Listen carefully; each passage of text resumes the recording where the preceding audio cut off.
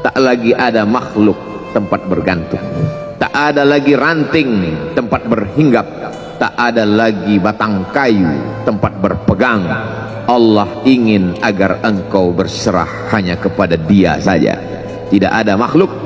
Bersandar kepada makhluk akan kecewa, bersandar pada kayu yang rindang akan tumbang, bersandar kepada benda akan binasa, bersandar kepada sahabat akan berubah menjadi musuh. Bersandarlah kepada Dia, Hayyun Maha Hidup, la yamut, Dia tak pernah mati. Bersandarlah kepada Dia, Al-Aziz yang Maha Perkasa, Al-Jabbar yang Maha Berkuasa. Itu yang diinginkan Allah dari sosok Sayyidina wa Maulana Muhammad sallallahu alaihi wasallam.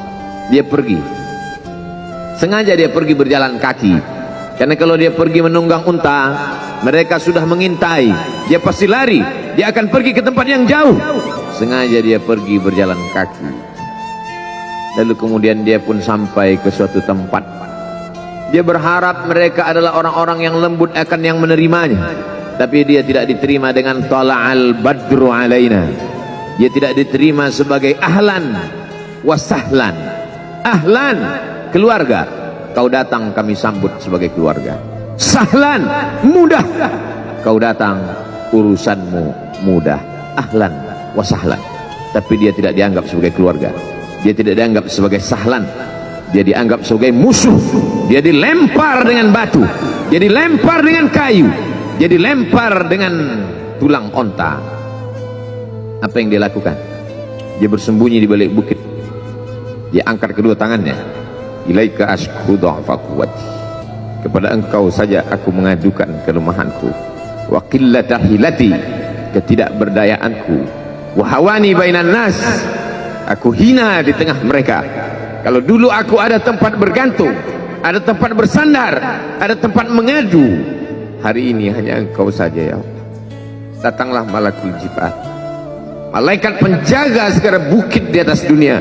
Kau tunjuk mana bukit yang paling besar ya Muhammad, akan kutimpakan kepada mereka. Hati yang luka biasanya akan marah, akan kecewa, tapi itu tidak terjadi pada Nabi Muhammad sallallahu alaihi wasallam. Apa yang dia katakan? Asallah an yukhrij min aslabihim man ya'budullaha wa la yusyrika bihi syai'a. Ya Allah, keluarkan dari tulang sulbi mereka, keluarkan anak cucu mereka yang akan menyembah Engkau. Tidak ada satupun yang akan mempersekutukan Engkau di atas muka bumi ini. Doanya dikabulkan, hatinya susah, pikirannya kacau, tapi lidahnya tidak berkata-kata kasar. Dia doakan agar anak cucu mereka menyembah Allah. 100% penduduk Taif hari ini bersyahadat asyhadu an la ilaha illallah wa asyhadu anna Muhammadan Rasulullah. Doa orang yang teraniaya, doa orang yang terzolimi. Dia berhenti di sebuah kebun. Ada seorang yang bukan terpandang membawakan beberapa ranting anggur sebagai pelipur lara, penghilang haus, pelepas dahaganya. Ketika anggur itu akan masuk ke mulutnya, dia berkata Bismillahirrahmanirrahim, atas nama Allah. Maka hamba sahaya miskin, susah, melarat, perantau yang tak punya apa-apa itu heran. Apa yang kau ucapkan? Bismillah. Kau sebut nama Allah ya? Tidak ada satupun orang di kampung ini kalau makan menyebut nama Allah. Siapa engkau? Aku Nabi yang diutus Allah subhanahu wa ta'ala. Berarti engkau sama dengan orang yang dulu pernah berada di kampungku. Engkau dari mana? Aku dari Ninawi. Ninawi ya. Di sana ada saudaraku, kata Nabi Muhammad sallallahu alaihi wasallam. Di sana ada saudaraku namanya Yunus bin Matta. Yunus bin Matta adalah saudaraku. Sama-sama hamba yang diutus Allah subhanahu wa ta'ala. Dia juga diingkari oleh kaumnya. Dia masuk ke dalam lautan, ditelan seekor ikan dalam 3 kegelapan. Gelapnya tengah malam, gelapnya lautan, gelapnya perut ikan. Dia berserah kepada Allah. la ilaha illa anta subhanaka inni kuntu minal zalimin. Begitu cara Allah mengingatkan Nabi Muhammad SAW. Apa yang kau rasakan hari ini belum ada apa-apanya dengan apa yang pernah dirasakan oleh Yunus bin Matta. Mendengar itu langsung saja Addas bersimpuh sujud mencium lutut Nabi Muhammad SAW. Dia tidak mulia, dia hamba sahaya, dia miskin, dia perantau, tapi dia sempat mencium tangan Nabi Muhammad SAW. Dia sempat menghilangkan dahaga dari leher Nabi Muhammad SAW. Pertemuan yang berkesan. Biarlah pertemuan itu sekali, tapi sampai ke lubuk hati. Untuk apa pertemuan yang berulang kali, tapi hanya sampai di tepi bibir, hanya basa-basi. Nabi SAW kembali, dia pulang. Di tengah perjalanan dia mendengar, qul, katakan, uhiya ilayya annahu istama'a nafarun minal jin. Ada sekelompok jin. Jin itu berkata, inna sami'na qur'anan ajaba. Kami mendengarkan bacaan Al-Quran ajaba, menakjubkan, ajib. Biarlah manusia menolakmu, biarlah manusia yang angkuh dan sombong itu tidak menerimamu, tapi ada satu makhluk yang mau menerimamu. Inna, kami dari kalangan jin, sami'na, mendengar, Qur'anan ajaba, bacaan Al-Quran yang mengagumkan, yahdi ila rusdi, yang membuat kami lurus berpikir benar.